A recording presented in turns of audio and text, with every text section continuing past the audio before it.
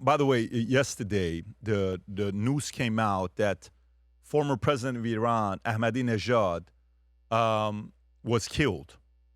And if you guys haven't seen this report from New York Post that came out and it was going viral all over the place, Mahmoud Ahmadinejad, Iran's ex-president, who said Israel must be wiped off the map, killed in Israeli airstrike.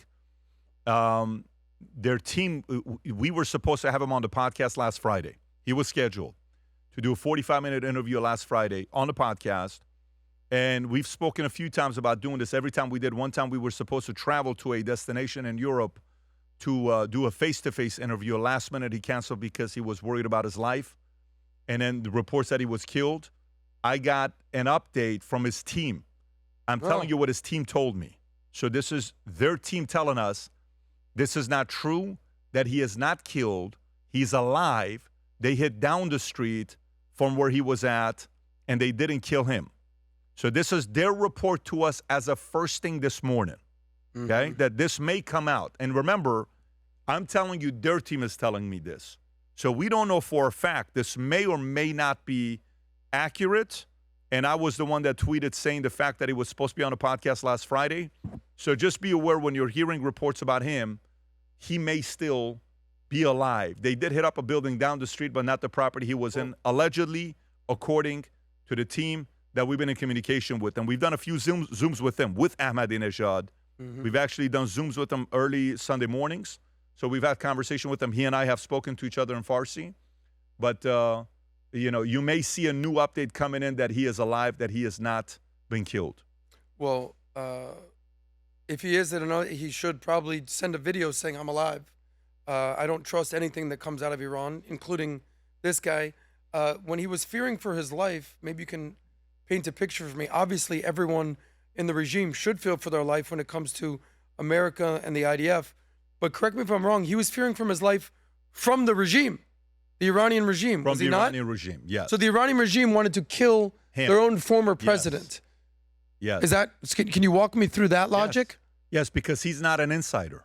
He was an outsider. Even though he said, wipe Israel off the face of the earth, he was still an outsider. He wasn't somebody that claimed China Global Times, former Iranian Ahmadinejad, not killed in attack, claimed China's Global Times. So that's what happened. So just, even though he was an outsider, he was an insider to the number one ideology, which was America's the great Satan, Israel's the little Satan, we will wipe Israel off the map. Yeah, but he wasn't as much of a loyalist as everybody else was. Okay. He still doesn't like you, just so you know that. Thank you. I want you to know that. That didn't make a difference. Yeah, well, can I address that? Sure. And thank you for not liking me. But you know what today is? I'm going to do a little biblical history lesson. This is not typical my thing. Today is the beginning of Purim, which is a holy holiday, and it goes back to 2,500 years ago in Persia. There was a king, Ahasuerus, and a queen called Esther. The Jewish queen was married to a Persian king. And there was a very bad man named Haman. So Haman, much like Ahmadinejad, much like the Ayatollah, their number one goal was to wipe all the Jews off the map. This is why Jews call these people Amalek.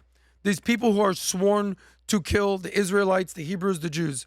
And Queen Esther had an uncle called Mordecai, and Mordecai was able to convince Queen Esther to help the king to do away with the evil Haman. Long story short is this.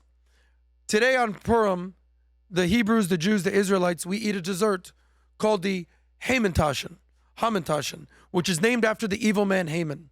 So something's telling me that the Jews are going to be eating desserts called Khomeini, or possibly even Ahmadinejad in the near future. This is not bluster. This is not hearsay. It has been said in the Bible that the enemies of the Israelites will meet their fate. And here's another one examples of that. Sunset today, it starts. Yeah, that's just biblical, right? Well, thank you for that education. It was great for us to know, and I wonder how many converts you just got from that, but that was awesome. That's but great. Even the Lord and Savior Jesus Christ celebrated Purim. No, I want dessert. Thank By you. the way, I want to share something with you, which how quickly things change. I want you to watch this clip from Hillary Clinton of what she said about Iran if she were to be a president. Go ahead, Rob. She sounds like a guy we may know. Go ahead. And I want the Iranians to know that if I'm the president, we will attack Iran. Whatever stage of development they might be in their nuclear weapons program in the next 10 years, during which they might foolishly consider launching an attack on Israel, we would be able to totally obliterate them. That's a terrible thing to say, but those people who run Iran need to understand that, because that perhaps will deter them from doing something that would be reckless, foolish, and tragic. And I want the Iran... Listen, let me say that. She's just scary. I can't imagine like being her kid and she's like, clean your that room. red You're jacket like, too, boy. I have a different perspective on that. Mom's going to kill me. I think the world would be a much better place if Hillary Clinton was elected president and not Barack Obama. I think Barack Obama sounded like a great guy, but behind closed doors, he was weak. He went on this apology tour. We're so sorry for what Bush did, and Bush is no better. But at least Hillary Clinton would have done what Trump is doing. Well, So I'm not defending everything that Hillary's ever done, but a lot of this goes back to Obama and his appeasement to Iran. I think the United States made a grave mistake attacking Iraq. The biggest problem that we've been facing is Iran, not Iraq. Not that Saddam Hussein was a great guy whatsoever. That society was going to crumble regardless with partisan fighting between Shiites and Sunnis. But I believe to my core that Trump is doing the right thing regarding Iran. Iran is holding the world hostage. And last point, do we want to get to the point where Iran would have a nuclear weapon and they're holding the world hostage like North Korea is in the Far East? So to me, Hillary Clinton, with all her flaws, was at least tough on her enemies, unlike Barack Obama, who sounded like a nice guy, but did nothing other than implement trans and LGBTQ to our society. Well, in all fairness for him, there was a guy named Isaiah Martin who posted, but the guy tried to get into politics and he became a, you know who he is, Pat? Then he became like a social media poster, whatever. Who's Isaiah Martin? Rob, I think I sent it to Isaiah Martin. Don't talk trash about Isaiah Thomas, bro. He posted something that said, if Obama did this, speaking about Iran, they'd be demanding impeachment. And then they community noted him and goes, Obama did this and more. And you ready for this, Adam? Because you're saying he didn't do nothing? In 2016 alone, Barack Hussein Obama, the Christian president, authorized the dropping of 26,171 bombs across 7 countries, not Iran. Not Iran. Syria, That's my point. Iraq, Not Iran. Afghanistan, Libya, Yemen, Somalia, Somalia. Pakistan, and over 8 years, Pat, 8 years, he carried out over 100,000 airstrikes with thousands of civilians' deaths. By the way, And one U.S. citizen. and one citizen, no marches, no crazy, no, oh my God, the world's gonna end. But notice, it says who's the president, who's not. But that's the best community note I saw all day yesterday, and that was it. Obama did this and more. So yeah, no, Iran wasn't on there, but he was still doing his, you know. Yeah, is this the guy? I don't know that picture. Can you? Is this the guy? Jubilee? Oh yeah. Okay, he's the guy that a couple kids destroyed him. Yeah, he got wrecked. Yeah, he was. He had a hard time with these kids. But listen, as we're going through this, the one thing that we can't recognize enough for what they do is the armed forces, the folks in the Army, Navy, Marines, Air Force.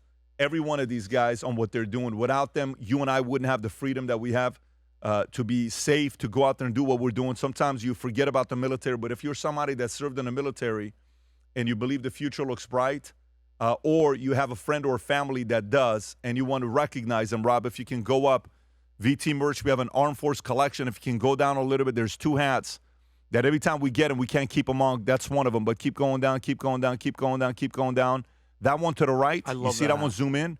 This one, whenever it comes in, it goes just as quickly. I love that. It's an incredible, by the way, if you want to get, the future looks bright, green camo. And then also, Rob, go back if you can. There's another one as well on the bottom left. Keep going, keep going, keep going right there. Those two are 2 of the most popular hats that we have for folks in the military that word with future looks bright on the right side. So put the link below, Rob. Go to vtmerch.com, place an order, especially at a time like this. Represent our military for the patriotic job that they're doing out there. If you enjoyed this video, you want to watch more videos like this, click here. And if you want to watch the entire podcast, click here.